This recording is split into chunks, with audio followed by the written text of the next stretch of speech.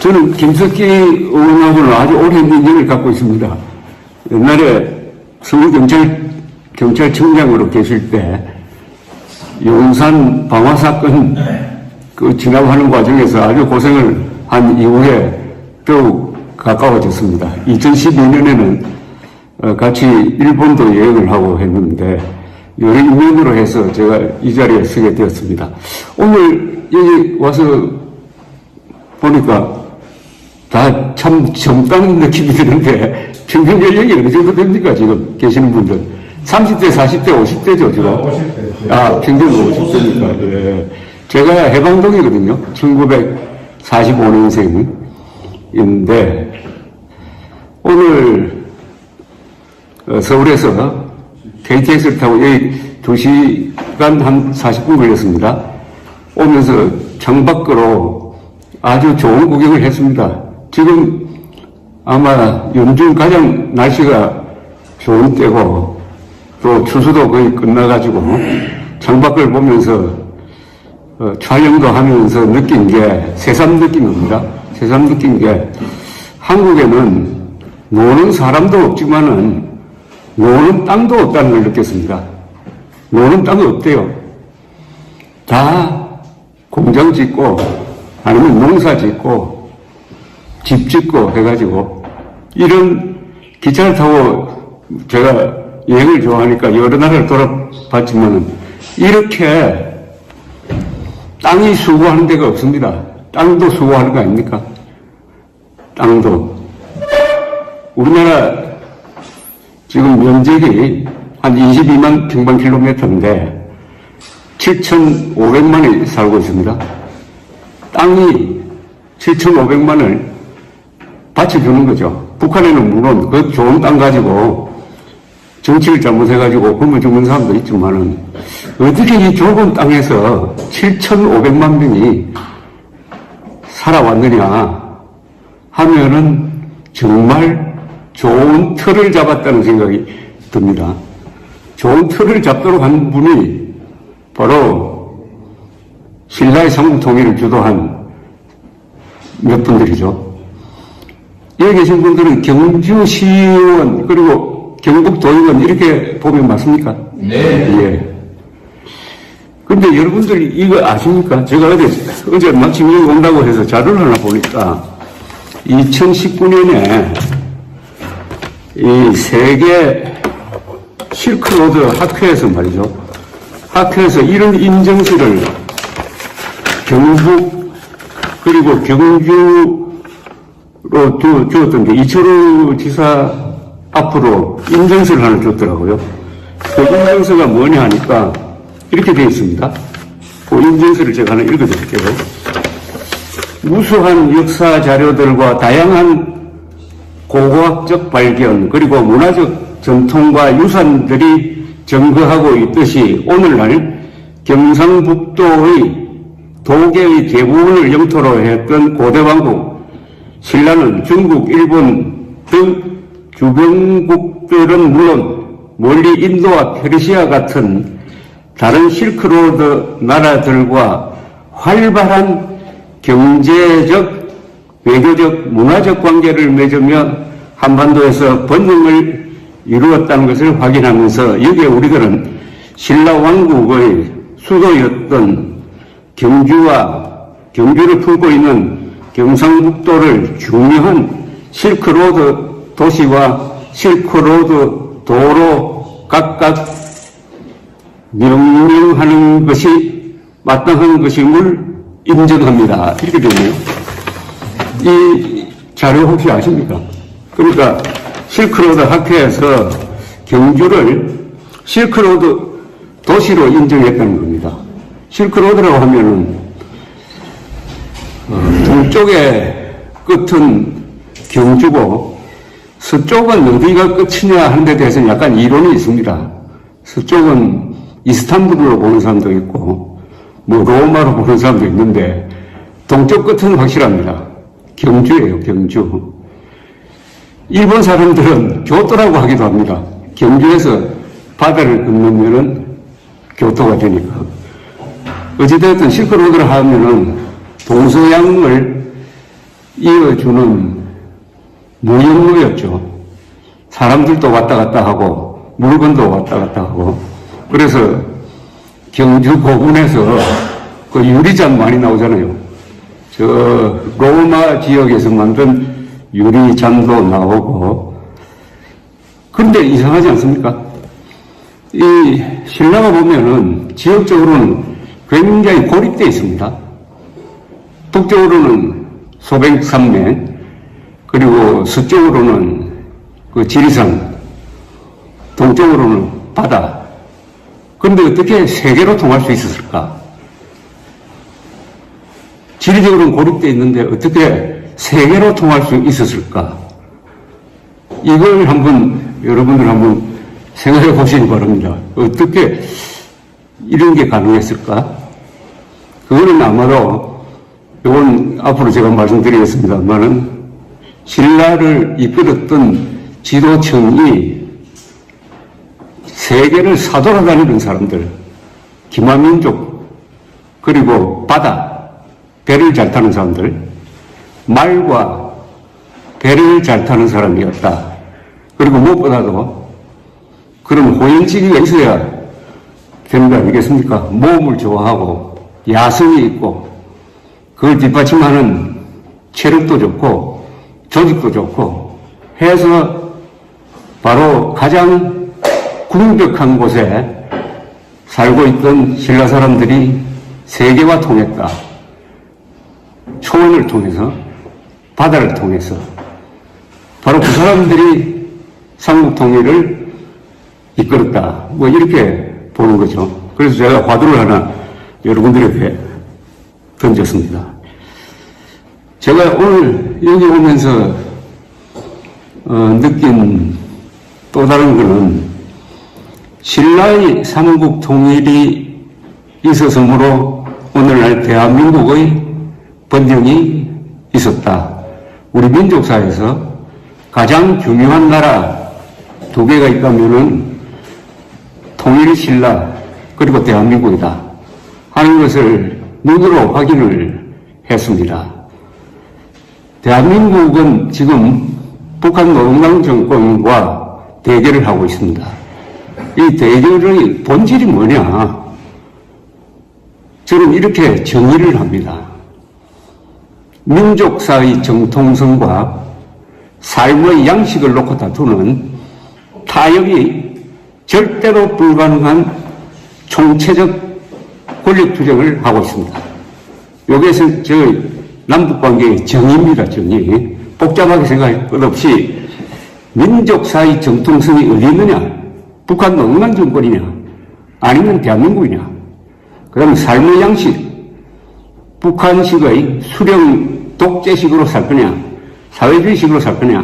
아니면 자유민주주의 시장경제로 살 거냐? 하는 것을 놓고 다투는 투쟁이니까 이건 타협이 안 된다 이겁니다. 타협이 불가능하죠. 정통성을 놓고 다투면 타협이 안 됩니다.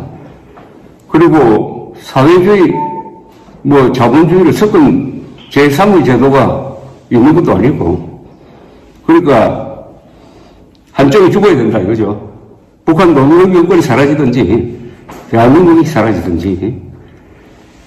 여기서 민족사적 정통성을 놓고 다투는 투쟁을 저는 역사전쟁이라고 부릅니다. 그리고 삶의 양식을 놓고 다투는 투쟁을 저는 이념전쟁이라고 부릅니다. 그러니까 남북관계는 두 가지 전쟁이 지금 동시에 진행되고 있습니다. 이념전쟁은 우리가 이긴 것 같이 보여요. 즉, 지금 국력으로 말하면 GDP를 기준으로 하면은 거의 100대 1입니다. 100대 1. 국력에서. 그리고 지난 3월 9일 선거를 통해서 또 자유민주주의를 지켜냈습니다. 그러나 역사전쟁에는 지고 있는 거 아니냐 하는 생각이 들 때가 있습니다. 역사전쟁에서는. 정통성을 놓고 다투는, 제가 94년에 관훈클럽 여기 무슨 세미나가 있어가지고 경주에 왔습니다. 시간이 있으니까 버스를 하나 빌려가지고 거기 경주시청 공무원이 아마 무슨 홍보부서에 근무하는 공무원이던데 이분이 안내를 하는 거예요. 안내를 하면서 뭐라고 하느냐? 여러분들이 교과서에서 배우실 때는 통일신라시대라고 배우셨죠? 근데 요새는 남북국 시대라고 부릅니다. 남북국? 즉, 발해와 통일신라가 공존했던 시대라고 부릅니다. 이렇게 이야기를 하더라고요. 제가 깜짝 놀랐습니다. 이야, 경주 공무원이 저런 이야기를 하나? 그게 바로 북한식 역사관인데? 아마 교과서도 지금 그렇게 되어 있을지 모릅니다. 요새 고구려 발해 좋아하는 사람들이 있어요. 고구려 발해 좋아하는 사람들이 신라를 부정하는 경우가 많습니다. 고구려 발해, 그 다음에 어디로 이어지느냐? 고구려 발해, 고려, 조선, 북조선. 이렇게 민족사의 정통성을 긋는 사람들이 있어요. 북한, 남한의 좌파 역사학자. 그러면 실제는 뭐냐? 삼국시대, 그걸 통일한 신라의 삼국통일, 그 신라를 이어받은 고려, 조선, 그 다음에 대한민국이죠. 그래서 이 고구려 중심의 역사관과 신라 중심의 역사관이 딱 충돌하고 있는데, 신라 중심의 역사관이 밀리고 있는 것 같은 느낌을 받습니다. 그건 우리 민족사를 볼 때 그렇고, 그 다음에 대한민국 지금 건국이 1948년 올해가 74주년인데 윤석열 대통령조차도 지난 8월 15일 8.15 기념사를 하면서 77주년 광복절이라는 이야기를 하면서도 74주년 정부수립, 즉 건국기념일이라는 이야기는 안 하더라고요. 한편 신문에 보면은 가끔 내일이 김일성 생일이라든지 무슨 태양절이라든지 내일이 김정일 생일이라든지 이런 이야기는 나오는데 오늘이 박정희 대통령 태어난 날이다. 아니면 돌아가신 날은 11일이니까 다 기념을 하지만은 이승만 대통령 생일이다. 뭐 이런 이야기는 없어요. 그걸 보면은 역사전쟁에서는 지고 있는 거 아니냐. 즉 민족사적 정통성이 북한 노동당 정권에 있다고 믿는 사람들이 많은 거 아니냐. 더불어 지난 5년 동안 문재인 대통령이 한 것 가만 들여다보면은 김문수 위원장이 여기대로 저 사람은 김일성주의자 아닐까 하는 의심을 갖지 않을 수 없게 하는데 특히 1948년 8월 15일이 대한민국 생일인데 생일을 지은 사람입니다. 여러분 이 사실 아십니까? 세계에서 나라는 있는데 생일이 없는 유일한 나라가 대한민국입니다.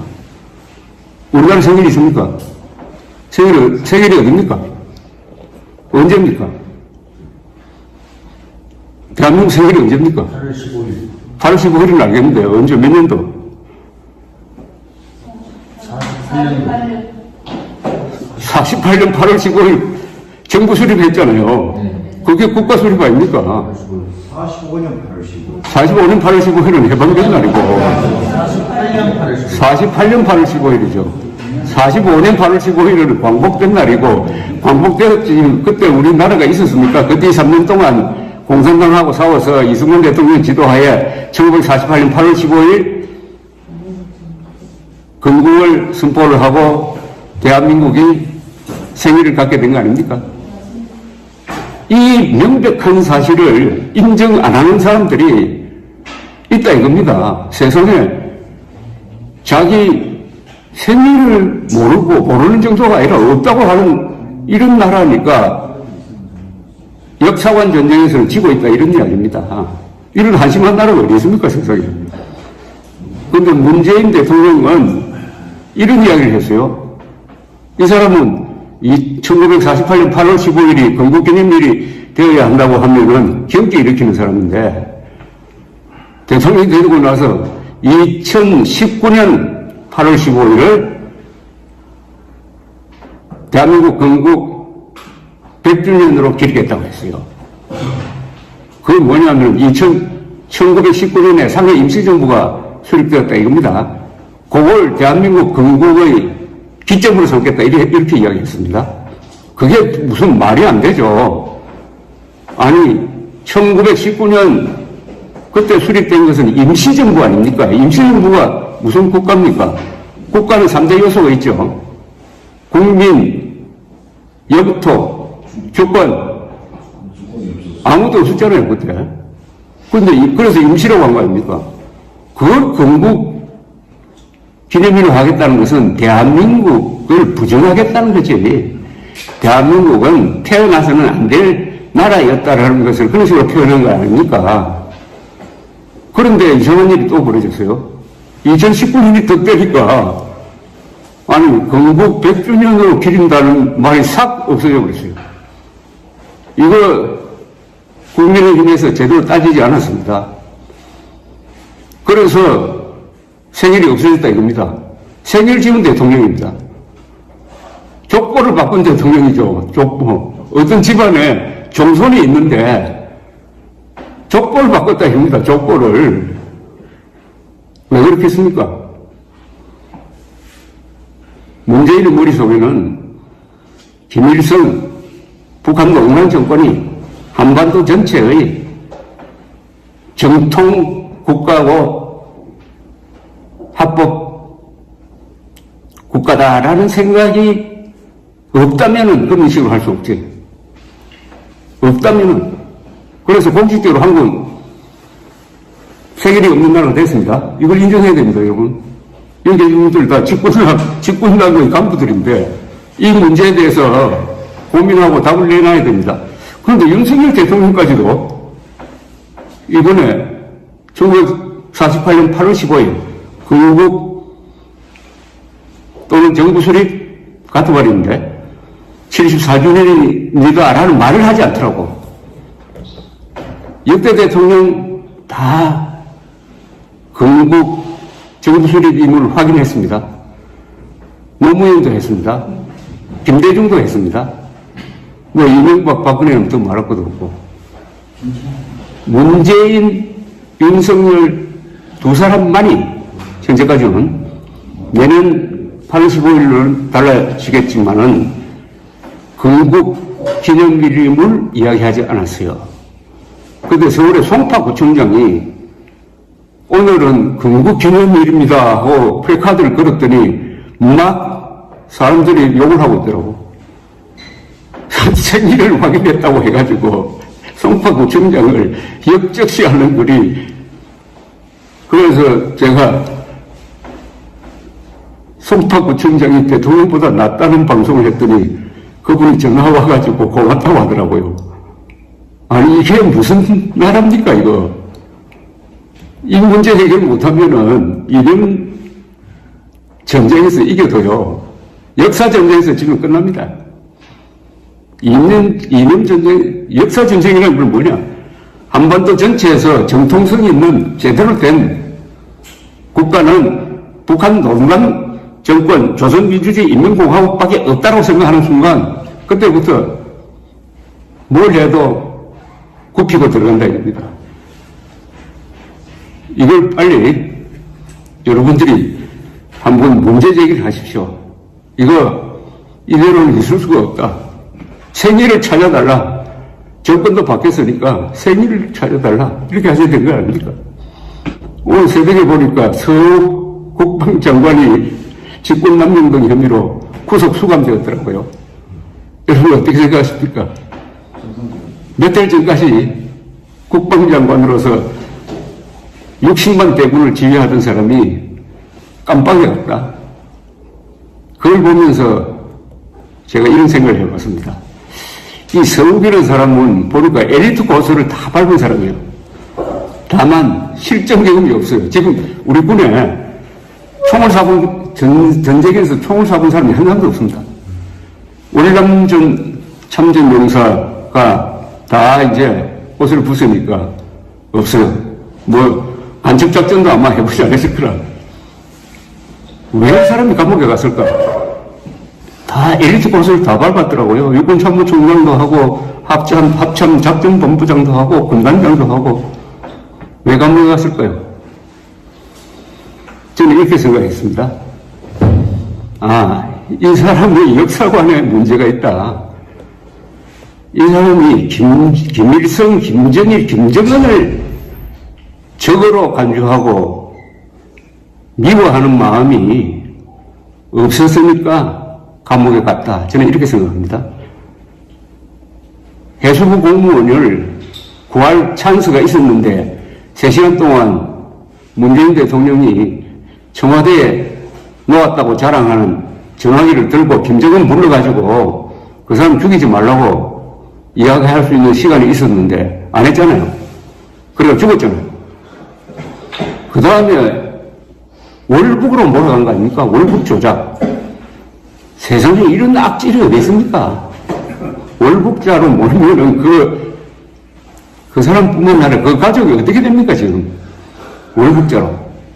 모르는데 국방장관이 자료를 폐기한다든지 해가지고 협조를 했다 이겁니다. 왜 그랬을까요? 이건 물론 문재인 대통령이 지시했다고 봐야지. 지시 때는 무기했다고 봐야지. 결국 모든 책임자는 저는 문재인이라고 봅니다. 이제 서욱 구속됐으니까 문재인도 반드시 수사를 해야 되죠. 어떤 식으로 수사하느냐. 이명박 박근혜 식으로 수사를 해야 됩니다. 더구나 감사원 조사에 협조하지 않으니까 구속 수사하는 게 맞죠. 문재인은 구속 수사해야 됩니다. 그렇게 해야 이게 정의가 보존되는 거 아닙니까? 그런데 서욱 국방장관은 문재인 대통령이 그런 지시를 하면은 이건 안 됩니다. 이거 언젠가는 들통납니다. 이거는 김정은한테 책임을 충원해야 합니다. 우리가 김정은에게 진상조사 하자 그러고 사과 요구하고 배상을 요구해야 됩니다. 이런 사실과 맞지 않는 지시는 제가 따를 수가 없습니다. 라고 그 이야기 왜 안 했습니까? 그 이야기 하면 뭐 감옥에 보냅니까? 왜 안 했을까요? 그 말을 안 했기 때문에 불법한 명령을 받아서 수행했기 때문에 감옥에 간 겁니다. 지금 헌법 제7조는 모든 공무는 국민에 대한 봉사자이며 정치적으로 중립한다고 되어 있어요. 이럴 때 부당한 명령을 거부할 수 있는 권한이 공무원들에게 주어져 있습니다. 부당한 명령인 줄 알면서도 그걸 집행하면은 서울이 난다 이겁니다. 그런데 서울 국방장은 왜 안 했을까요? 첫째, 좌파 정권이 영원할 것이다 라고 생각했을 것이고, 두 번째, 아무리 그렇지만은 북한군한테 굴종하는 이런 걸 내가 어떻게 하느냐, 나 사표 던지고 나가겠다 이런 생각이 안 들었다 이거죠. 즉 김일성, 김정일, 김정은에 대한 정오심이 없었다는 거지. 김일성, 김정일, 김정은을 미워해야 할 의무가 있는 거 아닙니까? 아니, 대한민국 국민들 김일성, 김정일, 김정은을 미워하지 않고 비판하지 않고 대한민국에서 살 자격이 있습니까?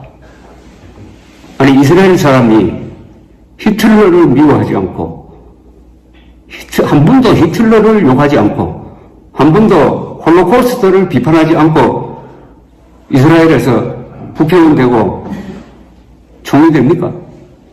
대한민국에 살려면은 반민족자고, 민족반역자고, 반국가단체 수괴고, 반인류 범죄의 책임자인 김일성 3대를 미워해야 할 도덕적 의무가 있는 겁니다. 그거 싫으면 나는 악마라도 미워하지 않는다. 나는 살인범이라도 용서하는 사람이다. 라고 생각하면 그 사람은 대한민국 탈퇴해가지고 저 이민 가야 됩니다. 그런데 문재인 대통령은 한 번도 아마도 한 번도 김일성, 김정일, 김정은을 제대로 비판한 적이 없을 겁니다. 이럴 수가 있습니까? 그러니까 김문수 위원장 말대로 확실한 김일성주의자다 라는 말이 나와도 지금 변명을 안 하고 있잖아요. 요새 재밌는 게 문재인은 가만히 있어요. 나는 김일성주의자 아니다 라는 이야기 한번 해봤으면 좋겠어. 저는 김문수 씨와 같은 생각인데 김일성주의자냐 아니냐 하는 이런 중대한 질문이 어디 있습니까 이거. 만약 김문수 위원장 이야기대로 문재인이 김일성주의자라고 한다면은 우리는 지난 5년 동안 김정은 부하의 통치를 받았다. 이렇게 되는 거죠. 뭔가 간첩이나 공산주의자라는 이야기는 않겠습니다. 다만 그 드러난 행태로 봐서. 그런데 문재인 대통령이 한 유명한 연설 4개가 있어요. 참고로 한번 여러분들 기억해 놓으십시오. 2017년 취임 첫 해에 가을에 9월에 유엔 총회에 갔습니다. 가서 연설을 했어요. 촛불혁명 한참 자랑하더니 한국 전쟁은 내전이요 국제전이었다 이렇게 이야기했습니다. 여러분 한국 전쟁이 내전입니까? 내전이라는 것은 어떤 거냐? 그 안에서 치고받는 거, 누가 잘잘못을 가릴 필요가 없는 거, 그게 내전입니다. 남침이라고 하면 간단하고 더구나 유엔에서 유엔군을 보내가지고 남침한 김일성을 막아가지고 우리의 자유를 지켜준 그 유엔 총회장에 가가지고 내전이었다 하면 유엔군이 내전에 개입했네. 그래서 전쟁을 키워가지고 국제전으로 만들었구나. 내전이요 국제전이란 말이 바로 그 말입니다. 우리 민족끼리 해결될 할 문제를 왜 미군 유엔군이 들어와가지고 국제전으로 만들었느냐. 딱 공산주의자들이 하는 레토릭에 딱 정해져 있는 겁니다. 그걸 다른 데서도 아니고 유엔 총회장에서 했다 이거예요. 두 번째, 2018년 평창올림픽 리셉션, 전에죠. 리셉션에서 한 유명한 말, 그건 이제 유명해졌죠. 내가 사상가로 존경하는 신영복, 어쩌고저쩌고. 신영복은 통역혁명당 만든 사람이고 20년 동안 감옥 살다가 나온 사람입니다. 김일성주의자죠. 골수 김일성주의자죠.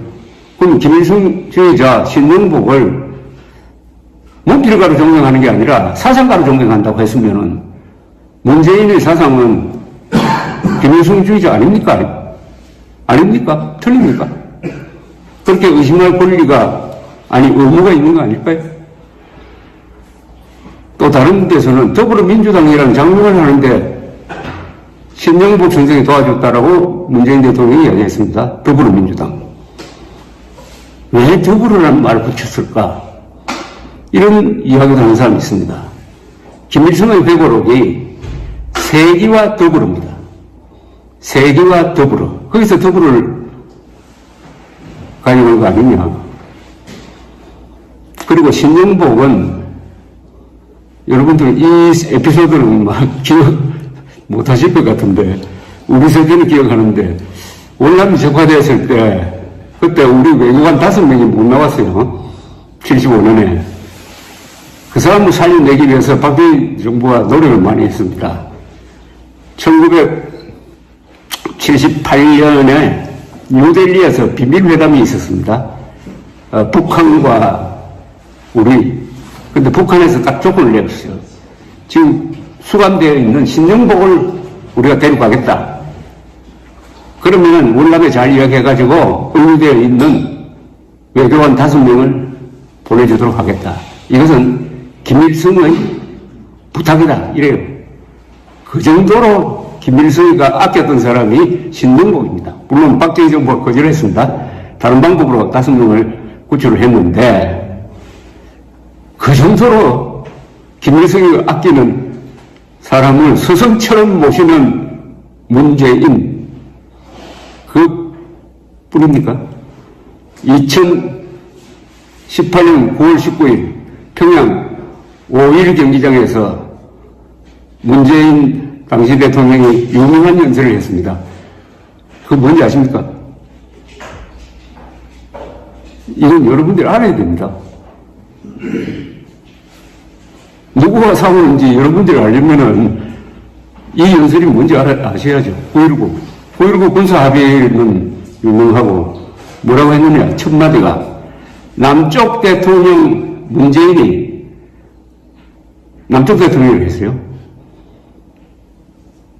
김정은 국무위원장 소개로 여러분들에게 인사를 드리게 됐습니다. 이 한 문장, 이게 뭡니까? 나는 김정은의 부하다 하는 고백 아닙니까? 남쪽 대통령이, 남쪽이랑 국호가 있어요. 대한민국 대통령을 뽑아줬는데 아들뻘 되는 김정은 앞에 가가지고 남쪽 대통령이래요. 같은 문장에서 김정은을 국무위원장이라고 불렀습니다. 나라 국자를 썼어요. 여러분, 대한민국에서, 한반도 전체에서 나라 국자를 쓸 수 있는, 합법적으로 쓸 수 있는 나라는 대한민국밖에 없습니다. 우리가 북한을 국가를 부릅니까? 항상 북한 당국, 북한 정권이라고 부르지, 조선민주주의 인민공화국이라고 불러주지 않잖아요. 북한에 들어가는 거는 북한 방문이지, 북한에 입국하는 게 아니잖아요. 그런데, 그러니까 완전히 김정은이가 상관이고 자기는 김정은 밑에서 남쪽 지역을 관할하는 부하다. 이런 이야기 아닙니까?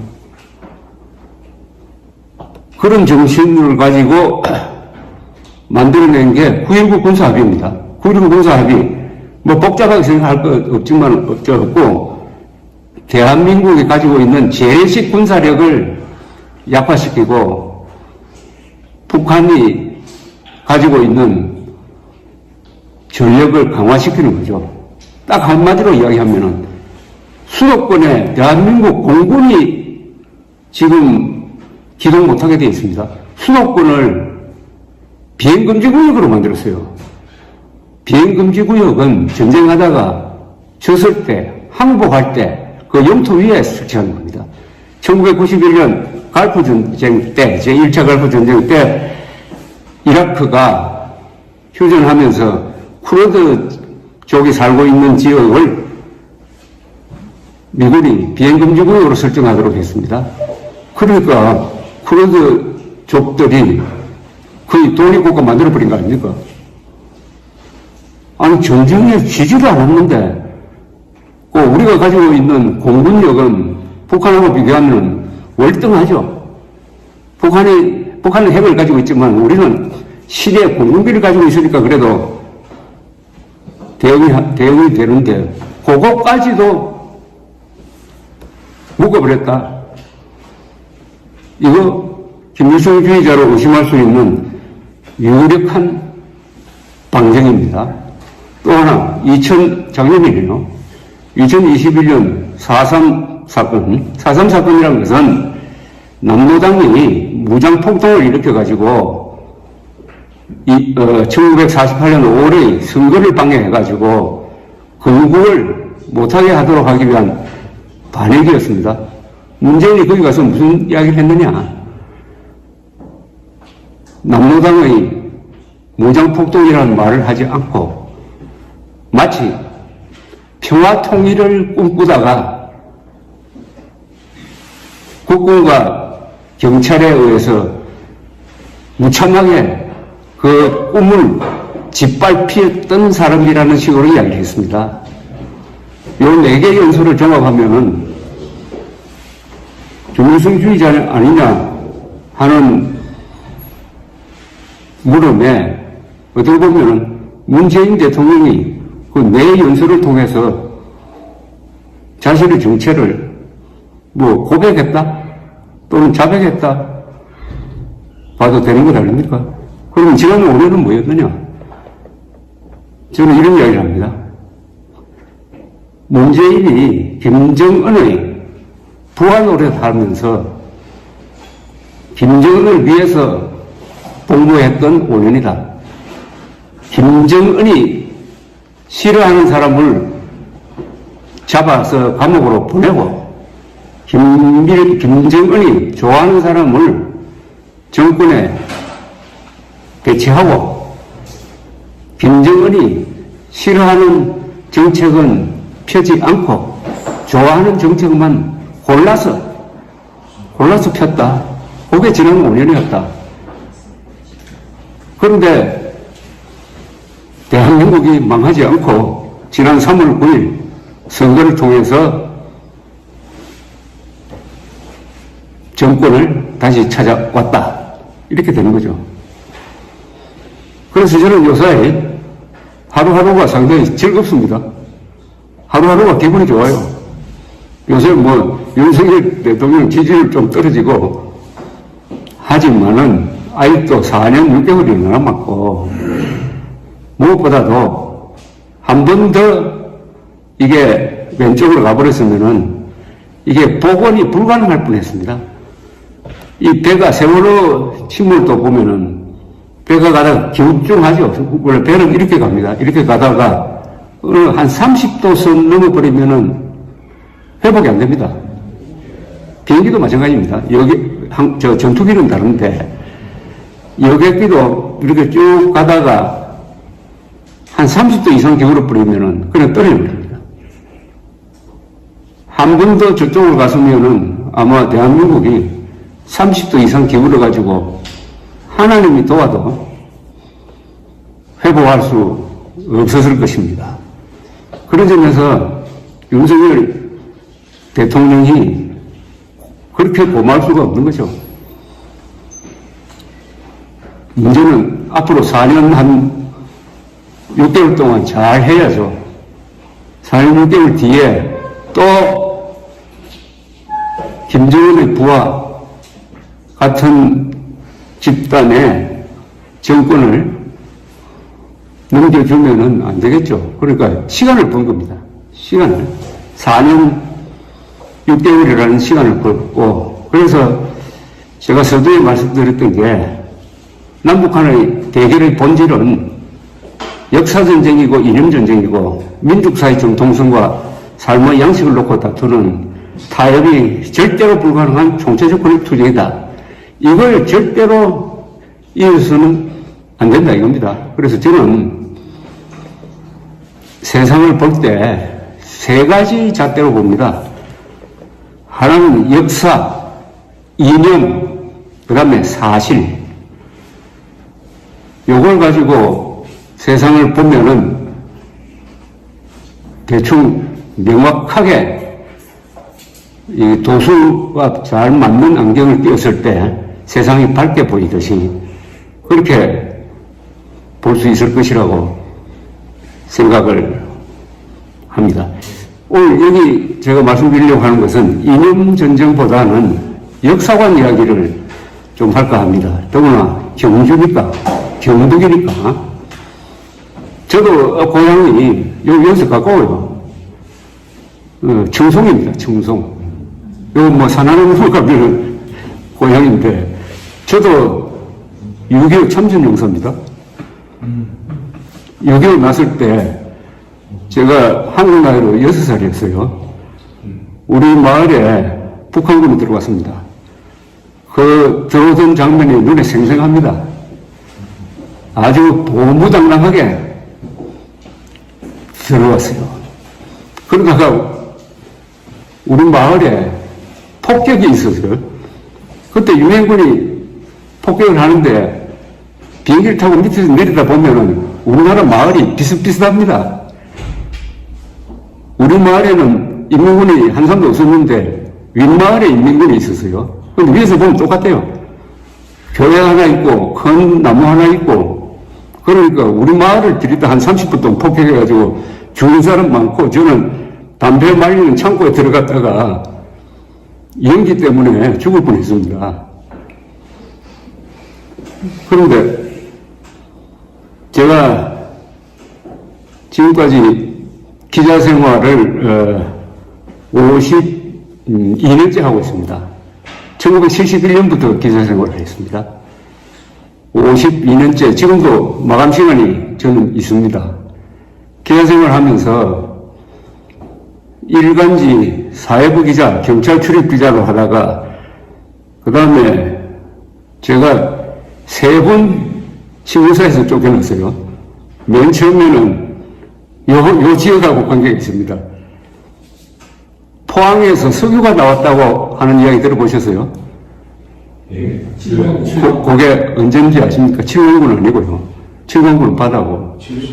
1976년 1월 박정희 대통령이 기자회견을 하면서 포항에서 양질의 석유가 발견되었습니다 했습니다. 그러니까 산유국이 되었다고 막 야단났다고요. 그런데 제가 취재를 해보니까 이 석유 경제성이 없다는 판단을 했습니다, 제가. 그래서 그랬었더니 제가 정보부에 끌려가서 조사받고 해가지고 우리 정부 방침하고 다르다 해가지고 제가 그때 신문사에 쫓겨났어요. 한 1년 동안 국제상사라는 회사에서 일하다가 정보부장이 바뀌어가지고 신직수 정보부장이 나가고 김재규 정보부장이 들어오니까 모른 척 할 테니까 들어오라 해가지고 다시 신문사에 제가 들어갔습니다. 근데 그 뒤에 결국 경제성이 없었습니다. 근데 그 포항에 가보면 그때 구멍 뚫었던 데가 아직 남아있는지 모르겠는데. 이렇게 아파트 들었었습니다. 그렇습니까? 예. 그게 이제 당시 정보부에서 위정회사를 만들어서 시출을 했습니다. 그러나 바다에서는 이제 나왔죠. 바다에서는 많은 양은 아닌데. 두 번째는 언제 또 잘렸느냐 하면 제가 광주 사태가 났을 때 취재하러 갔습니다. 회사에 병가를 내놓고 광주 사태 취재하러 갔다 돌아오니까 왜 병가 내놓고 거기 갔느냐 해가지고 또 신문사에서 잘리고 그 다음에 전두환 신군부가 들어오더니 저를 반정부 기자라고 찍어가지고 확인 사살을 했어요. 나는 이미 신문사에서 나갔는데 앞으로 신문사 어려운데 취업은 안 된다 해가지고. 그러고 그 뒤에 3년 뒤에 또 조선일보로 들어가서 월간지 기자를 하다가 1986년 2월로 월간조선에 한국 내 미 CIA라는 제목의 기사를 썼더니 미국 정부에서 항의를 해가지고 또 안기부에 불려가지고 또 잘렸습니다. 제가 그래서 3번 잘리고 4번째 복귀해가지고 지금 기자생활을 하고 있습니다. 그런데 저를 자른 박정희, 전두환 두 대통령을 지금 열심히 변호를 하고 있습니다. 변호를. 이게 대한민국입니다. 얼마나 이게 격변을 많이 하느냐, 많이 겪느냐. 그런데 제가 이 경주 이 지역에 대해서 특별한 인연이 있습니다. 경주 그 천마총 아시죠? 네. 천마총 발굴 언제 했는지 아세요? 몇 년도? 74년도. 74년. 73년. 73년에. 네, 그때는 그게 155호 공군입니다. 그리고 그 옆에 있는 황남 대총, 그건 그때는 98호 고군이라고 불렸어요. 그때는 발굴을 안 해가지고 번호로 썼죠. 문화부기자 시절입니다. 그 발굴을 할 때 취재를 해가지고 공간 나오고 뭐 할 때 전국이 떠들썩 했습니다. 그래서 저는 경주와 인연이 많아요. 또 경주를 매우 좋아합니다. 경주 올 때마다 가는 데가 딱 정해져 있습니다. 서학고분군을 갑니다. 저는 서학고분군. 우리나라에서 최고 명당이 거기죠. 서학고분군 딱 들어가면 태종무일왕릉이 제일 앞에 있는데 거기 서서 딱 보면은 그 지역이 바로 좌청룡 우백호 아닙니까? 그 이발소에 그런 그림 있잖아요. 딱 그거 아닙니까? 구도가 완벽하지. 그리고 태종무일왕릉 뒤로 고분이 4개 있죠. 그리고 일렬로 5개. 그 한 바퀴를 도는 여름에도 좋고 가을에도 좋고 겨울에도 좋고 최고의 산책 코스고, 거기 한 바퀴 돌면은 길을 받는 것 같은 느낌을 받습니다. 또 거기서 조금 나오자마자 오른쪽에 김인문 등이 있습니다. 김인문. 삼국통일에서 3대 주역이 태종무열왕, 문무왕, 김유신이죠. 또 한 사람 더 꼽으면 김민문을 꼽아야 됩니다. 김민문은 문무왕 김범린의 동생이었습니다. 이 사람이 당나라 조정에 있으면서 정보를 수집해가지고 신라로 많이 보내주었는데 아주 마음고생을 많이 했습니다. 문무왕을 제키기 위해서 당나라가 김인문을 신라왕으로 임명해가지고 보내려고 하다가 나중에 달라졌습니다만, 그래서 삼국통일의 네 영웅이죠. 그 다음에 저는 그거 구경한다면 어딜 가느냐, 간포를 가가지고 태종무열 왕릉의 아들이 되는 문무왕의 정신을 모시고 있는 가문사지, 그 다음에 대왕암, 그걸 잘 내려다 볼 수 있는 데가 어디죠? 이견대. 이견대 뒤에 그 마당을 잡아가지고 김석기 의원께서 문무왕 그 유언을 거기 새겼다고 그러거든요. 내일 가볼 생각인데 정말 잘했습니다.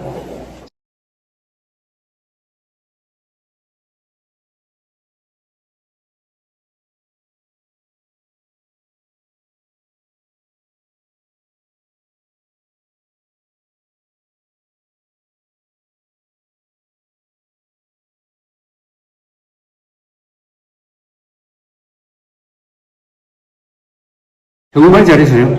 그걸 봅니다. 그러면서 제가 여러 번 이야기합니다. 경주시장한테도 이야기하고 경주와 인연까지 있는 사람들한테 이야기하는데, 민족사의 정통성을 놓고 지금 남북한이 대결을 하고 있는데, 북한은 당군능이라는 걸 완전히 조작을 해가지고 그게 5천 몇백 년 전에 만들었다는 거 완전히 거짓말입니다. 그래가지고 당군 고구려를 민족사의 정통으로 세우려고 하는데 발해까지 끼워가지고, 우리가 그게 대응하려면은 어디가 있겠느냐. 바로 대왕암, 이견대, 가문사지. 이는 여기가 민족의 성지다. 민족사의 가장 중요한 장소가 여기고, 바로 또 석굴암하고 이어지니까 여기에 무슨 시설을 하든지 뭘 하든지 해야 된다라고 생각합니다. 가문사지는 여러 번 갔는데 갈 때마다 이렇게 굉장한 문화재인데도 불구하고 여기에 좀 기념관도 그 옆에 있어야 됩니다. 있고 해가지고 제대로 보여주는 그쪽을 어떻게 개발할 거냐. 왕경 지금 복원을 한다니까 거기에 중점을 둬야 되지 않겠느냐 하는 생각을 저는 가지고 있습니다. 또 태종무열왕 나오면은 조금만 더 가면 또 김유신 무덤이 있지 않습니까? 김유신 장군 무덤. 저는 우리 민족사에 가장 위대한 인물이 누구냐 하는 걸 저한테 물으라면은 저는 이렇게 이야기합니다. 신라의 삼국통일을 주도했던 세 분, 태종무열왕, 문무왕, 김유신 중에 한 분이 될 것이다. 삼국사기를 들여다보면 말이죠. 삼국사기는 김부식, 삼국사기를 들여다 읽어보면은, 김부식은 김유신을 최고 인물로 보았구나 하는 걸 느낄 수가 있습니다. 열정 부분에 김유신 부분이 상중한데, 이게 담춘소설 정도로 길어요. 그래서 여러분들이 아는 김유신에 대한 지식이 참 많습니다. 젊었을 때 연애해가지고, 천관녀가? 말이 그쪽으로 가니까 말 목을 쳤다든지, 전투를 하다가 일찍 돌아왔다가 다시 또 나가는데, 그 집 앞을 지나가다가 보니까 가족들이 저기 서 있으니까, 그걸로 장군된 입장으로 거기 갈 수는 없고, 그 우물물 떠오라 해가지고 물을 마시면서 물맛이 변치 않았구나 하는 그런 이야기라든지 김유신 이야기는 그냥 생생합니다. 그래서 우리가 알고 있는 김유신은 저 멀리 있는 사람이 아니고 굉장히 가깝게 느껴집니다. 왜 그럴까요? 김부식이 성공소개를 쓸 때 다른 사람보다 지명 배분을 많이 했다고. 그건 뭐냐? 이분이 민족사의 최고 인물이다. 라고 생각했다는 겁니다. 오늘 그 광성 공원에 가셨다면서요? 그 꼭대기에 김유신 장군 동상이 있습니다. 예. 그 동상 우리나라에서 제일 잘 만든 동상입니다. 그게 아마 북쪽을 향하고 있죠, 아마. 맞습니까? 예. 동쪽입니까, 북쪽. 그게 적혀 있는지 모르는데, 박정희 대통령이 둘러보고 좀 그거보다 작았다고 그래요. 이건 인물에 맞지 않으니까 크게 만들어라 해가지고, 그렇게 크게 된 겁니다. 김하성 치고는 우리나라에서 최고입니다. 그것도 박정희 대통령 또한 김유신을 최고 인물로 본 것 아닌가 하는 그런 생각을 갖게 합니다. 근데 저는 요사이 좀 생각이 좀 바뀌었어요. 문무왕이 최고 인물 아닌가 하는 생각이 듭니다. 문무왕. 왜냐하면 통일을 마무리한 사람이 문무왕입니다. 그리고 문무왕이 통일을 완성을 했죠. 그리고 문무왕이 남긴 기록이 많습니다. 그걸 통해서 조금 느껴지는 바가 있어요. 이 문무왕이 어떤 분이냐. 유언도 마찬가지죠. 일본, 여기 동국대학, 여기 분교가 있죠. 예. 분교 안에 캠퍼스가 있습니까? 거기, 연구하시는 일본 학자가 논문을 하나 쓴 게 있습니다. 문무왕 유언을 가지고. 그래서 왜 문무왕 유언을 일본 학자가 썼느냐 하니까 그분 말이 고대에서 문무왕 유언 같은 문장은 없다는 겁니다. 권력자가 이렇게 겸손한 정신으로 쓴 글, 이걸 읽어보고 감동을 했다는 거예요. 감동을. 그런데 저는 그 문무왕이 말하고 쓴 글 중에서 요 대목을 상당히 좀 아끼는 편입니다. 문무왕 8년입니다. 세계 668년이에요. 세계 668년에 무슨 일이 일어났는지 아십니까? 맞아요. 예. 고구려를 멸망시킨 게 668년입니다. 나당 연합군이 평양성으로 들어가서 11월 5일 이렇게 되어 있습니다. 삼국사에 이렇게 적혀 있어요. 왕은 멸망시킨 고구려의 포로 7,000명을 이끌고 경주로 돌아왔습니다. 신하들을 데리고 선조의 묘에 대할한 다음에 백제와 고구려의 죄를 물어 국군이 태평하게 되었다고 신고를 했습니다. 그 이듬해 왕은 죄인들에게 사면령을 내립니다.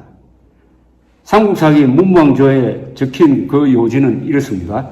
이건 삼국사기에 적혀 있는 대로 제가 읽어드릴게요. 지금 두 적이 평정되어 사방이 안정되었다. 적을 무찌를 때 공을 세운 자들에게는 이미 상을 다 주었다. 전사한 홀령들에게도 명예를 추정하였다. 그러나 감옥의 죄수들은 아직 은혜를 입지 못하고 고통을 받고 있다. 이를 생각할 때 나는 먹고 잘 수가 없다. 국내의 죄수들에게 특사령을 내리니 오늘 미명 이전에 오역과 사죄를 범하지 않는 자로서 갇혀있는 자는 범죄의 대소를 불문하고 놓아주라. 오역은 뭐냐면은 임금 아버지, 어머니, 조부, 조모를 죽이는 자입니다. 사죄는 사형이죠.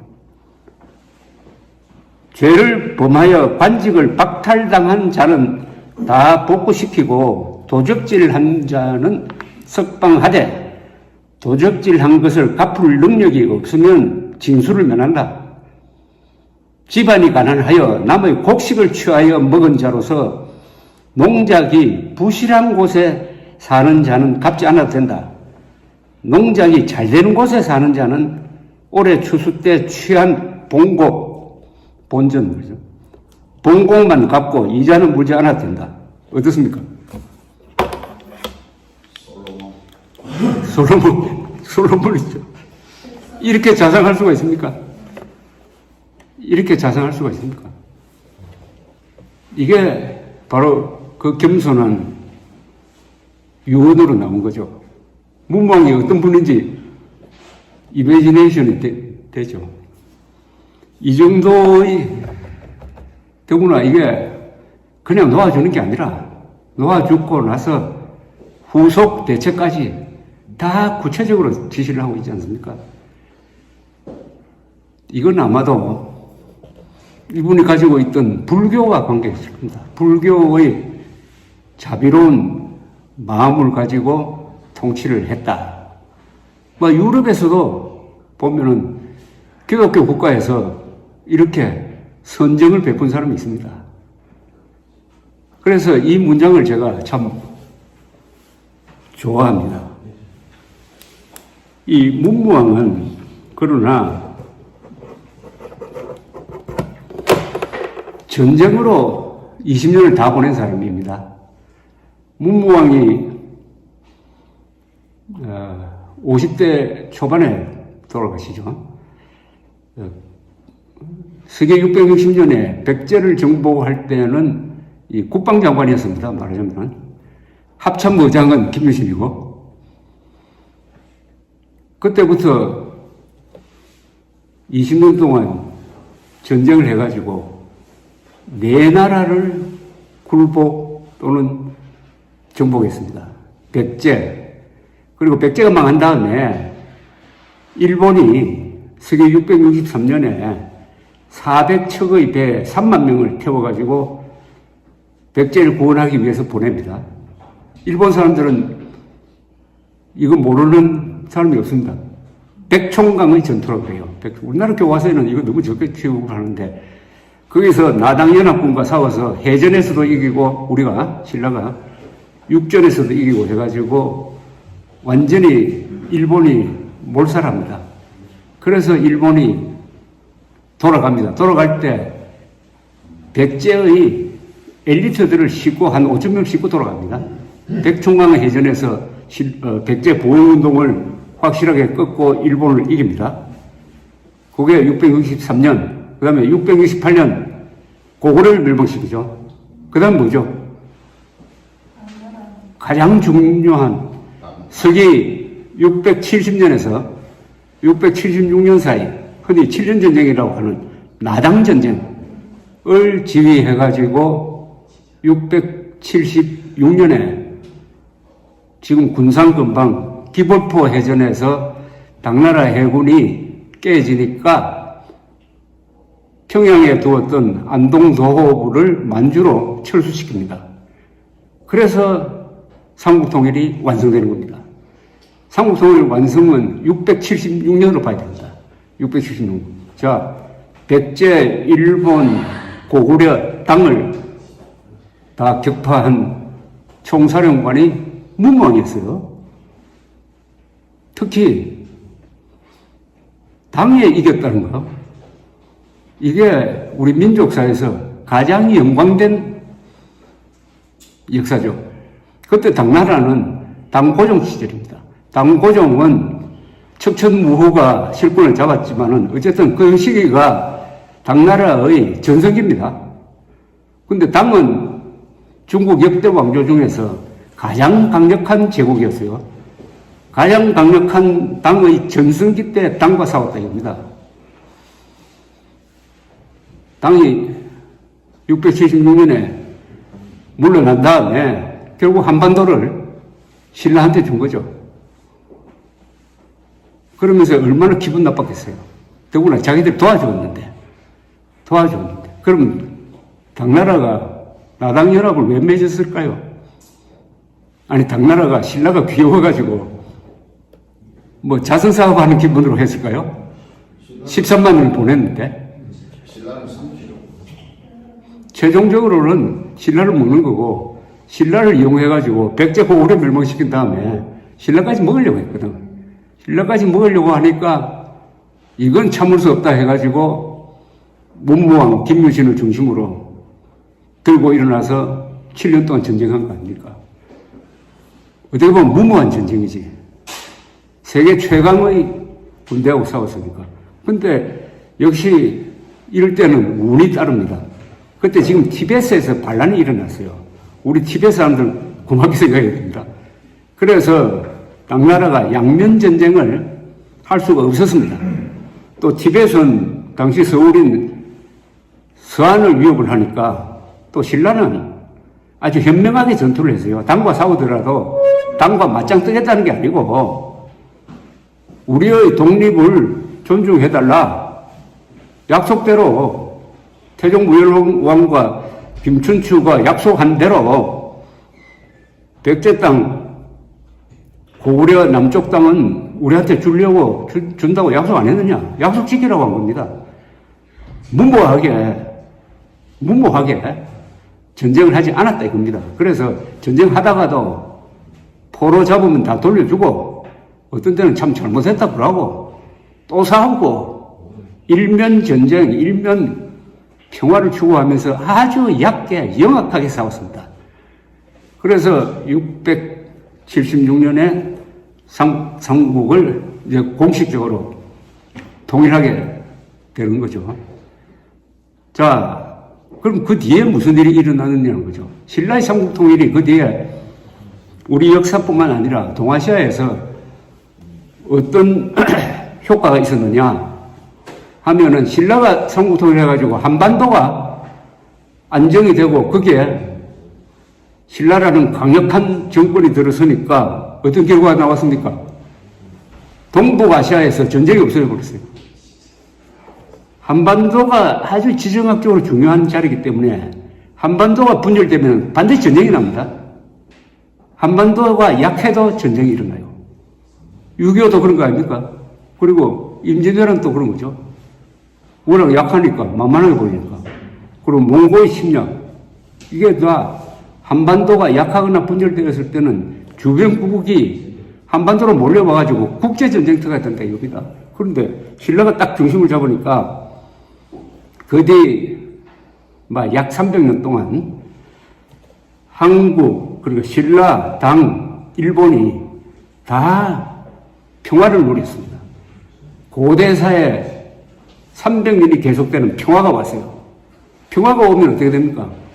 잘 살고 무역을 하게 되고 문화예술을 발전시키고 그래서 우리나라 지금 박물관에 가보면은 제일 근사하게 만든 게 신라 통일 시절에 만든 불상이라든지 뭐 등등이 제일 많이 들어가 있는 거 아닙니까? 그건 당나라도 마찬가지입니다. 일본도 마찬가지예요. 그래서 문무왕이 삼국 통일을 마무리함으로써 동북아에 평화가 왔다 입니다. 동북아에. 이게 더 중요한 거죠. 이 말씀 드리는 것은 우리가 이제 헌법에 따라서 자유통일을 해야 됩니다. 자유통일, 평화통일이 아닙니다. 자유통일을 하면은 우리만 잘 먹고 잘 사는 게 아니라 중국, 러시아, 일본, 미국까지도 이제 동북아시아에서 싸울 이유가 없어지는 겁니다. 없어지는 거예요. 그래서 일본 사람들이 문무왕을 아주 높게 평가합니다. 일본에 천황이 있는데 문무왕 돌아가시고 나서 한 50년 뒤에 죽은 일본 천황 이름이 문무천황입니다. 물론 그 이름은 죽고 나서 붙입니다. 왜 문무천황이라고 붙였느냐? 이 사람이 문무왕처럼 화장을 했어요. 그리고 평소에 문무왕을 롤 모델로 생각했답니다. 롤 모델로. 그래서 죽고 나서 문무천왕이라고 붙였다. 그러니까 동북아시아에서 그때 이미 알아줬다는 거죠. 동북아시아에서 문무왕이라는 정치인을 따르는 사람들이 있었다는 겁니다. 그래서 저는 문무왕이 가장 위대한 인물이다. 이렇게 봅니다. 그건 그냥 한번 참고를 하시고. 그런데 요새 함정을 만들면은 공개토 대왕함, 송문일함, 정보고함 붙이는데 그게 문무대왕함이라고 있습니다. 근데 김유신 함은 왜 없죠? 그거 이상하지 않습니까? 왜 김유신 함이 없죠? 왜 없죠? 그래서 한 10년 전인가? 우리 조합대닷컴의 기자가 국방부에 해군에 질문했어요.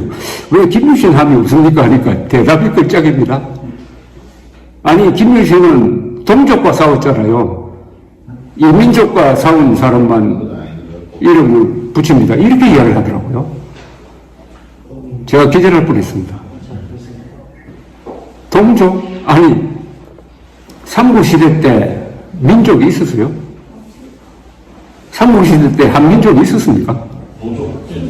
삼국시대 때는 그냥 부족이고 말도 아마 달랐을 거예요. 그런데도 민족주의라는 것은 19세기 이후에 만들어지는 겁니다. 그걸 가지고 역사를 거슬러 올라가가지고 김유신은 동족인 백제와 고구려가 싸웠으니까 자격 없음. 요게 벌써 우리 국민들 머릿속에 좌파 역사관이 들어갔다는 겁니다. 좌파 역사관이. 아까 내 서욱 이야기 하는 거하고 연관돼서 역사전쟁에서 지면 이런 꼴이 난다 이겁니다. 그런데 이렇게 생각하는 사람 많잖아요. 신채호라는 역사학자가 신라 삼국 통일을 그렇게 욕을 했는데 그 신채호를 무슨 하느님처럼 모시면서 민족이라는 걸 가지고 역사를 남도질을 하고 국가를 부정하고 있습니다. 우리 이거 역사 전쟁을 할 때요. 민족이란 말을 정신 차리고 들여다봐야 됩니다. 민족이란 말이 어디서 나왔습니까? 민족이란 말이 조선조 때 민족이란 말이 있었습니까? 없었죠. 백성이 있었을 뿐이지 무슨 민족이 있습니까? 민족이란 말을 누가 도대체 만들었느냐? 민족이란 말 누가 만들었습니까? 민족이란 말은 유럽에서 만들어진 말입니다. 19세기에 독일 통일 그리고 이탈리아 통일 과정에서 네이션 스테이트란 말이 만들어집니다. 네이션 스테이트. 근데 이 네이션을 국민이라고 번역을 해야 되는데 일본 사람들이 번역할 때 그걸 민족이라고 번역을 했어요. 국민이라고 번역했어야 되는데 민족이라고 번역을 했는데 이게 퍼져가지고 사람들 머릿속에 국가보다 민족이 더 우선한다. 이래 된 겁니다. 국가보다 민족이 더 우선한다. 그리고 그 민족이라는 것은 제대로 된 민족주의는 우리가 3.1운동을 한 다음부터죠. 3.1운동. 그전에는 민족주의가 있을 수가 없죠. 민족이라는 개념이 없었는데 무슨 민족주의입니까? 그래서 민족이라는 이름을 가지고 신라를 작살내고 있습니다. 민족이라는 이름을 가지고 문제인식으로 대한민국을 부정하고 있습니다. 고맙습니다.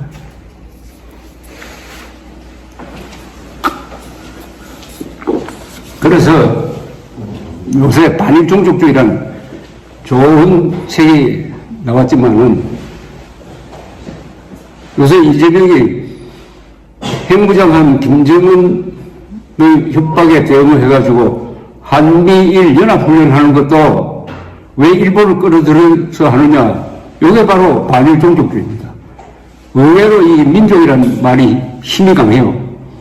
이 민족의 허상을 때려 부숴야 됩니다. 가짜 민족주의. 민족이란 말은 국민이라고 번역했어야 되는데 이게 참 잘못됐습니다. 그러나 이왕지사 민족이란 말이 만들어졌으니까 민족주의자와 민족 반역자를 정확하게 구분해야 되죠. 그건 간단한 거죠. 한민족의 행복, 한민족의 복지, 한민족의 의미라고 할까요? 민족의 발전을 위해서 노력한 사람들은 우리가 민족주의자라고 볼 것이고, 민족을 말살하고 민족을 괴롭히고 한 사람은 민족 반역자가 되겠죠. 그럼 뭐 김일성, 김정일, 김정은이 민족 반역자 아닙니까? 김일성, 김정일, 김정은이 죽인 사람이 그게 중국 사람입니까? 러시아 사람이에요? 일본 사람 죽였어요? 전부 동족을 죽였잖아요. 그 3대에 걸쳐서 한 400~500만 명 죽였을 겁니다. 민족 반역자죠. 근데 이 민족 반역자 김정일이는 김정은과 손잡고 우리 민족끼리 통일한다고 약속한 사람이 있죠. 누굽니까?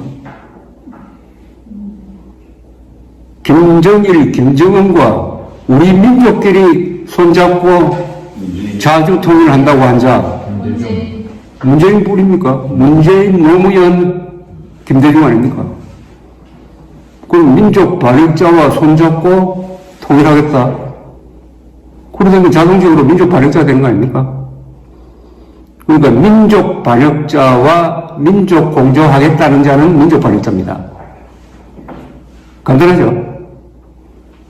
민족 반역자, 김일성 세력과 손잡고 통일하겠다는 자는 민족 반역자입니다. 우리 헌법에 통일에 대한 조항이 있어요. 이거 잘 해석을 해야 됩니다. 그게 헌법 몇 조입니까? 헌법 4조죠. 대한민국은 자유민주적 기본 질서에 입각한 평화적 통일 정책을 수립하고 추진한다. 이렇게 되어 있습니다. 자유민주적 기본 질서에 입각한다고 그랬어요. 북한과는 절대로 통일을 논의하면 안 됩니다. 북한은 대화의 대상은 되지만은 북한과 통일을 논의할 수 없어요. 왜 그렇습니까? 헌법 4조 때문입니다. 자유민주적 기본 질서라 하는 것은 북한에서 선거를 통해서 수립된 정부가 등장하면은 그 정부와 통일을 논의해야 됩니다. 북한 농강 정권은 선거를 통해서 수립된 정부가 아니고 반국가단체이므로 통일을 논의하면 안 됩니다. 긴장 완화는 논의할 수가 있어요. 동서독이 통일할 때 그랬습니다. 서독의 코올 수상이 공산 동독 정부와는 통일을 논의하지 않는다. 그쪽에서 선거를 통해서 제대로 된 정부를 구성해라. 그때 통일 논의하자. 이렇게 된 겁니다. 그래서 동독에서 선거를 통해서 공산당을 몰아내버리고 다른 정부를 만드니까 그래서 통일이 논의된 겁니다. 그러니까 지금까지 북한 농강 정권과 통일하겠다고 덤벼든 사람은 다 사기꾼이든지 아니면은 다른 정치적 계산으로 한 겁니다. 이 기조는 끝까지 우리가 지켜야 됩니다. 이 문무왕 이야기를 조금 더 하면은 문무왕 이야기를 하다가 아까 그 3년령 읽고 나면서 문득 생각나는 사람이 있었어요. 박정희 대통령입니다. 박정희 대통령 이제 기일이 얼마 안 남았네요. 10월 26일이 43주기죠. 저는 박정희 대통령을 이렇게 요약을 합니다. 저는 이제 요약하기를 좋아해요. 복잡한 걸 간단하게 요약하는 게 외우기도 좋고, 박정희 대통령은 어떤 분이냐. 최악의 조건에서 최단기간 내에 최소한의 희생으로 최대의 업적을 남긴 분이다. 4가지 최고가 있습니다. 최악, 최단기간, 최소한의 희생, 최대의 업적. 그거 설명할 필요 없겠죠? 그거 동의하시죠? 여기서 제가 제일 신비하게 생각하는 게 있어요. 최소한의 희생입니다. 박정희 대통령 18년 동안 천지개벽의 변화를 우리가 겪었습니다. 근데 이런 개혁을 하려면요, 보통 수십만이 죽습니다. 그게 저항하다가 죽고, 좋은 왕도 그렇게 죽이고 성공합니다. 러시아의 개명군주로 유명한 사람이 피트 대제 아닙니까? 표트르 대제. 그 사람이 페테스부르크에 수도를 건설하는 과정에서 수만 명이 죽었습니다. 그렇다고 패트에서 부른 그 수만 명 죽였다고 피트 대제 욕한 사람 없어요. 원래 그렇게. 그런데 박정희가 18년 동안 위대한 개혁, 진짜 성공한 근대화 혁명을 하면서 몇 사람 죽였습니까? 몇 사람 죽였습니까? 10,000명 죽였어요? 아니면 1,000명 죽였어요? 한번 생각해 보시죠. 이건 최소한 알아야 되는 거 아닙니까? 몇 명 죽였습니까? 잘 모르겠습니다. 모른다면 없다는 거지. 암살한 사람 있습니까? 박정희 대통령 명령해가지고 암살한 사람 있어요? 김영욱 암살은 그거는 김재규가 한 겁니다. 김대중 납치도 이후가 한 거고, 박정희 대통령이 직접 명령해가지고 암살한 사람 있습니까? 또 하나, 박정희 대통령 18년 동안 얼마나 격렬한 시위가 있었어요? 박정희 대통령 발포 명령 내린 적 있습니까? 부마 사태 났을 때 제가 부산에서 기자 생활을 했는데 발포 명령 없습니다. 한 사람도 안 죽었습니다. 부마 사태 때는. 한 사람도 없다는 겁니다. 자, 18년 동안 그렇게 격렬한 시위를 진압할 때 발포 명령을 내린 적이 한 번도 없어가지고 단 한 명도 총 맞아 죽은 사람이 없다. 단 한 사람도 암살된 사람이 없다. 역사에서 이런 사람 한번 찾아보십시오. 그래가지고 이런 성공을 했다. 그래서 제가 최소한의 희생으로, 사실은 최소한의 희생으로 없죠. 전무한 희생으로 해도 되겠는데, 최소한도 희생도 이게 잘못된 것 같은데요. 이런 사람 역사 속에서 한번 찾아보십시오. 세계사 속에서 이런 사람이 있는지, 그리고 그 개혁이 성공했다는 겁니다. 성공했다는 거예요. 스탈린이 집권해가지고 1930년대 집단 농장 나름대로 개혁한다면서 한 1,000만 명 죽었어요. 우크라이나에서 300만 굶어 죽었습니다. 우크라이나. 그러면은 이런 박정희를 독재자라고 부르는 걸 어떻게 생각하십니까? 유신 선포, 그건 쿠데타니까 맞으니까 독재자라고 불러도 됩니다. 그런데 역사에서 독재자는 다 나쁩니까? 세종대왕 독재자 아닙니까? 문왕 독재자 아닙니까? 그 사람들이 선거를 통해서 뽑혔어요? 독재자 다 나쁜 거 아닙니까? 로마에서는 전시에는 독재자를 뽑게 되어 있습니다. 독재관이라고 부릅니다. 국가 비상시에는 다 독재적, 링컨도 영장 없이 몇백 명 구속한 사람입니다. 그렇다고 링컨 욕한 사람은 없어요. 박정희를 다시 보게 됐다 이겁니다. 성인군자입니다. 박정희는 성인군자입니다. 노벨 청와상을 받았어야 될 사람이지. 왜 그랬을까요? 한 걸음 더 나가면 왜 그랬을까요? 왜 박정희 대통령은 사람 인명을 그렇게 소중하게 여겼을까? 그건 앞으로 전부다 더 연구를 해봐야 되겠죠. 그때 박정희 대통령의 성품, 그것을 뒷받침한, 어떻게 보면 이 유교적 가치관의 참 좋은 점, 또 박정희가 교사였다는 점, 또 본인 자신이 한때 남로당에 포섭되었다가 수사를 받는 과정에서 고문도 당하고 물고문도 당하고 해가지고 그 바닥을 경험했고, 자기 형은 좌익하다가 우리 경찰의 손에 맞아 죽고, 부인은 좌익 손에 맞아 죽고, 자신은 부하 손에 맞아 죽고. 11.6 사건 하면은 한마디 떠오르는 말이 없습니까? 11.6 사건 하면은 무슨 말 하나 떠오르지 않습니까? 나는 괜찮아. 박정희 대통령이 마지막 한 말이 난 괜찮아죠. 김재규로부터 첫 총탄을 맞았는데 이게 가슴을 관통을 했습니다. 그 다음 다시 소를 하니까 이 권총 고장나가지고 권총 바꾸려고 김재규 바깥으로 나갔어요. 등에서 피가 팔팔 솟고 있었습니다. 그 옆에 두 여자가 있었어요. 한 사람은 심수봉, 또 한 사람은 신재순이라는 여대생이었습니다. 뒤에서 피가 콸콸 솟고 있으니까 손수건 찰 것도 없고 그냥 손으로 탁 막았다 그래요. 막으니까 신재순 씨 이야기는 손가락 사이로 샘물 쏟듯이 피가 펑펑 쏟더랍니다. 각하 괜찮습니까? 이렇게 물었어요. 나는 괜찮아 라고 했습니다. 난 괜찮아. 제가 박정희 대통령에 대해서 본격적으로 취재를 해보겠다는 생각이 든 게 바로 나는 괜찮아라는 이야기입니다. 어떻게 총 맞고, 그것도 가슴에 총 맞고, 나는 괜찮아라고 할 수 있느냐. 이거 혹시 잘못된 거 아니냐. 그래서 제가 11.6 사건 그 현장에 있었던 살아있는 사람은 제가 다 만났어요. 김계원, 심수봉, 신재순, 이 세 사람은 일치했습니다. 난 괜찮아라는 말은 난 괜찮으니까 자네들은 피하게라는 뜻이었다고 해요. 난 괜찮으니까 자네들은 피하게라는 말이 생각된 말이었다고 그렇게 이야기를 하더라고요.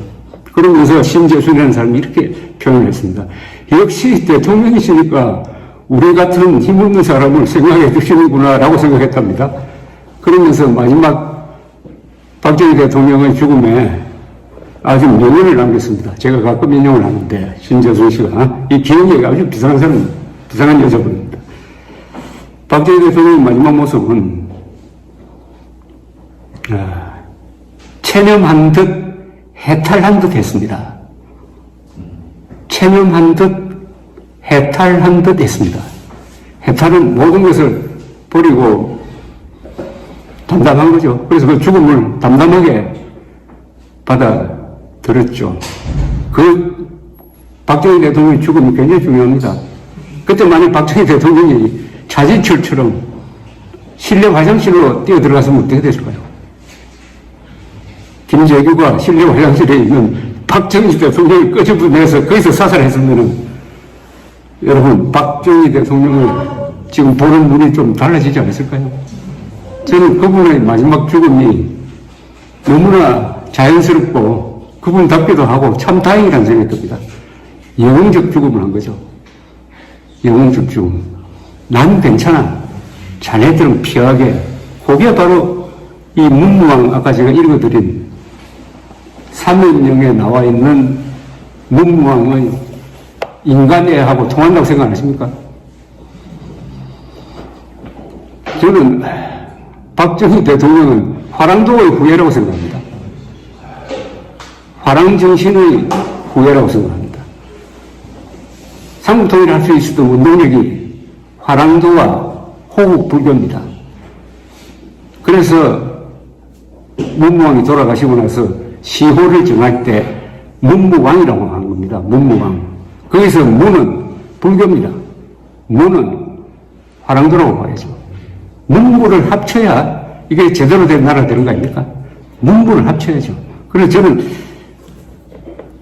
용산에 있는 대통령실 아직 이름도 안 정하고 있더라고요. 문무제로 했으면 좋겠다는 생각이 듭니다. 문무대. 문무왕의 정신으로 우리가 통일해야 되니까 박정희야말로 몇년이 우리 민족사에서 우리 민족성 속에서 이어지고 있는 화랑정신을 구현한 분이다. 그러니까 한 사람도 헛된 죽음을 만들지 않았다 하는 생각이 드는 것입니다. 경주는 1000년 동안 수도였지 않습니까? 삼국사기. 그러니까 우리나라 역사는 결국 막 간단하게 말하면은 서라불과 서울의 역사입니다. 서라불과 서울의 역사예요. 민족사의 정통은, 현재의 민족사의 정통성은 어디에 있느냐? 서울에 있습니다. 서울 중에서도 어디 있느냐? 광화문에 있습니다. 그 광화문에 청와대도 있고, 정부종합청소도 있고, 광화문 광장도 있고, 그런데 윤석열 대통령이 무슨 생각을 했는지 청와대를 그렇게 졸속으로 이전하고 나서 그 후유증이 너무나 큽니다. 다음 대통령이 청와대로 돌아가든지 아니면은 청와대보다 더 근사한 대통령 청사를 새로 지어야 합니다. 지금 저 국방부는 우리 국격에 맞지 않습니다. 출퇴근하는 대통령 세계에 없습니다. 여러분들이 자료를 찾아보시고 국군 통수권자를 겸한 대통령이 출퇴근을 한다 하는 걸 찾아서 저한테 알려주면 제가 상금을 드리겠습니다. 국군 통수권자는 출퇴근하지 않습니다. 위험합니다. 동선이 노출됩니다. 윤석열 대통령이 제왕적 권력의 상징이었다고 청와대를 규정을 했는데 그거 잘못된 이야기죠. 아니 그럼 박정희도 이승만도 박근혜도 이명박도 제왕적 권력을 했어요? 제왕적 권력은 저 위에 주석부에 있는 거지 어디 청와대에 제왕적 권력이 있었습니까? 그러니까 역사에 대한 잘못된 시각을 가지면 그게 정책으로 나옵니다. 정책. 제가 역사관을 중요시하게 생각하는 게 바로 이겁니다. 이념적으로는 자유민주주의자가 맞는데 역사관이 잘못되니까 좌파가 좋아하는 일만 하더라 하는 사람이 한 사람 있어요. 최근 대통령 중에서 누군지 아시나요? 그 사람 누가 봐도 모친이 간첩한테 죽고 해가지고 보수주의자로 알려져 있었는데 대통령이 되니까 역사관이 좌파적 역사관을 접수하는 바람에 북한 좋아하는 일만 하고 하다가 대한민국의 민족사적 정통성에 치명적 상처를 남기고 떠난 사람이 바로 김영삼입니다. 김영삼 취임사를 제가 현장에서 듣고 소름이 끼쳤습니다. 어떤 동맹보다도 어떤 이념보다도 민족이 중요합니다. 이러더라고요. 그게 바로 북한식 역사관 아닙니까? 어떤 동맹보다도 그럼 한미동맹보다도 같은 민족인 북한이 더 중요합니까? 어떤 이념보다도 자유민주주의보다도 민족이 더 중요합니까? 아니죠. 국가가 민족보다 더 중요하고 이념이 민족보다 더 중요합니다. 동맹이 민족보다 더 중요해요. 그러다가 그 뒤에 한 게 뭡니까? 중앙청 없애버렸잖아요. 여러분, 우리 지난 70년 동안에 한국에서 일어난 역사 파괴 중에서 중앙청 철거가 그 아마 1등쯤 될 겁니다. 아니, 조선 총독부라고요? 아니, 조선 총독부였지. 그러나 1945년 이후에는 중앙청으로 쓰였잖아요. 한국 현대사의 가장 중요한 건물 아닙니까? 그리고 국립박물관으로 쓰였잖아요. 그러다가 느닷없이 조선 총독부라고? 아니, 어떤 사생활을 우리가 양아들로 받아들여가지고 잘 키웠는데 어떤 사람이 나와가지고 너는 사생하다. 이 자살해라. 하고 한 거하고 마찬가지 아닙니까? 그 근사한 건물을 없애버렸습니다. 이번에 청와대 이전을 보면서 자꾸 그 김영삼 생각이 나더라고요. 잘못된 민족, 반일 종족주의 같은 이런 민족 개념이 김영삼 머리에 들어가 버린 거예요. 그러니까 김영삼의 한 행동은 좌파들이 박수 치는 거 많이 했잖아요.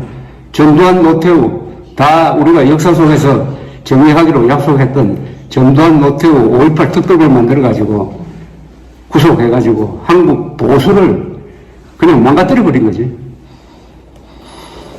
그래서 국민의힘이 앞으로 이 역사 문제를 제대로 한번 깊게 생각을 하고 그게 어디서 발제가 돼야 되느냐 하면은 민족사의 정통이 살아있는 이곳 경주에서 이루어져야 되고 신라 통일이 얼마나 위대한 일이고 신라가 얼마나 굉장한 나라고 그 신라를 21세기에 20세기, 21세기에 걸쳐서 다시 살려낸 사람들이 바로 대한민국입니다. 우리 민족사에서 인류 국가가 두 번 있었습니다. 두 번 있을 겁니다. 지금 대한민국 인류 국가를 볼 수 있느냐? 선진국은 맞는데 인류국가로 보기엔 좀, 그러나 신라는 확실한 인류국가였어요. 그건 제가 자화자찬하는 건 아닙니다. 당시에 신라를 연구했던 특히 일본 학자들이 한국 역사를 좀 깔고 보지만은 가장 높게 평가하는 게 신라의 삼국통일 그리고 최근의 대한민국 발전입니다. 그때 인류국가였고 대한민국은 인류국가로 갑니다. 그러나 자유통일을 해야죠. 자유통일을 하지 않으면 인류국가가 아니라 야만으로 더 가지 않겠습니까? 인류국가가 되는 힘은 신라 때나 지금이나 공통점이 있습니다. 그건 뭐 여러 가지 복잡한 것 중에서 하나를 꼽으라면은 노블레스 오블리제죠. 노블레스 오블리제. 여러분, 그 황산벌이라는 영화 보신 적 있어요? 내가 그 영화 만든 사람은 참 명합니다. 황산벌 싸움은 우리 민족사에서 아주 감동적인 장면입니다. 지금은 어떻게 해설하고 코미디를 만들면 안 됩니다. 황산벌 싸움.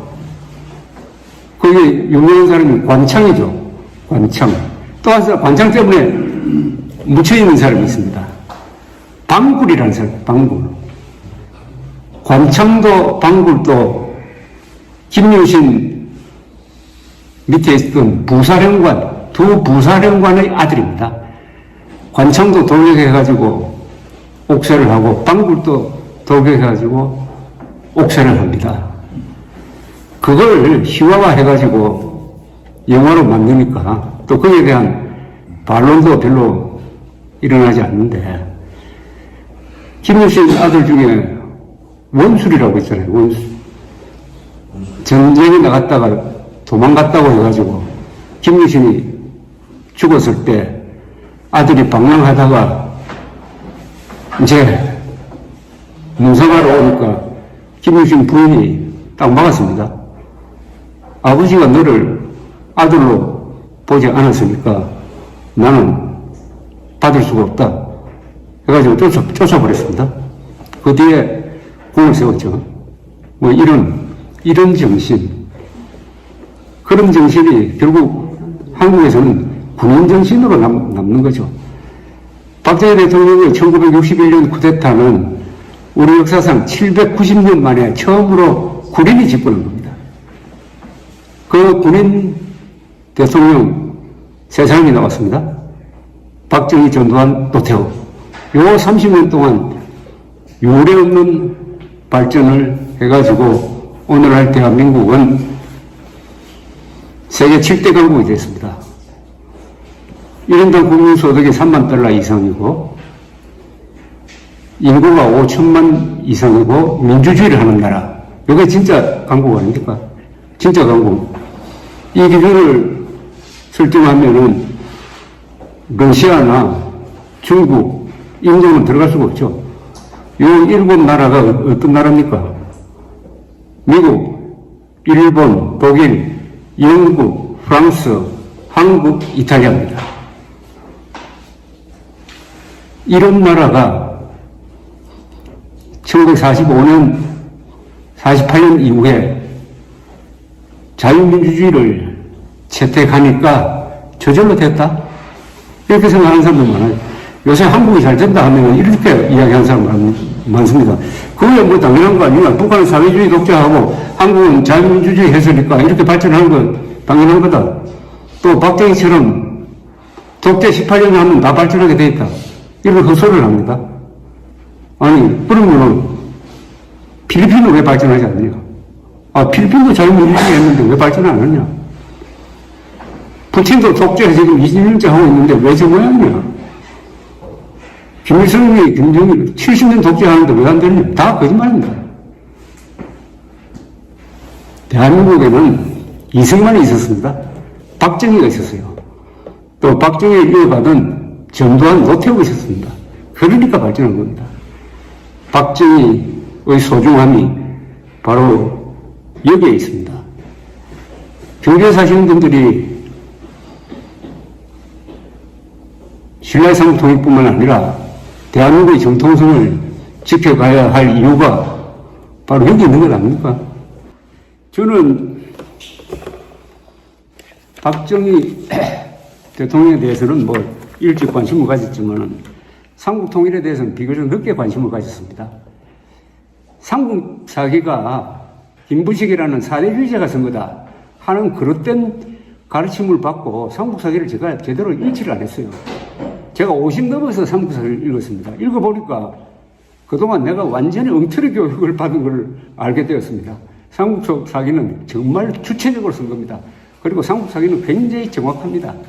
사실주의에 입각하고 거기에 나와 있는 김유신, 문무왕, 태종무열왕의 위대성을 늦게 알았어요.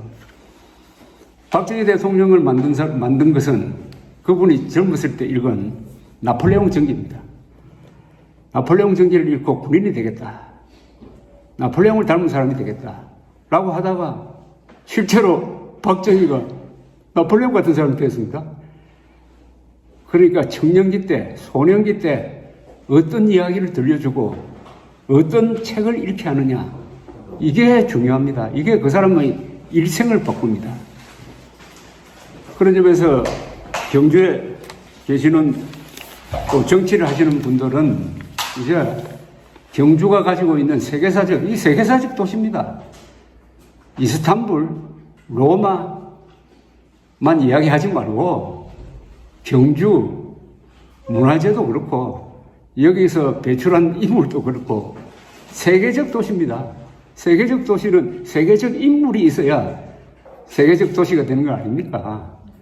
그래서 제가 말씀드린 태종무열왕 외교를 하신 분, 김유신 군사, 문무왕 정치, 김인문 보좌를 한 이분을 기리고 그 연장선상에서 그분들의 말하자면 재생이라고 그럴까요? 재탄생이라고 볼 수 있는 이승만, 박정희를 연결시키는 우리 민족사의 큰 흐름, 정통성 이걸 수호하는데 경주에 또 경북에 계시는 분들이 자신들이 가지고 있는 그 권한 범위 안에서 열심히 해 주시면은 신라가 다시 살고 그럼 대한민국도 다시 살고 그러면은 자유통일이 되고 그 다음에 인류국가로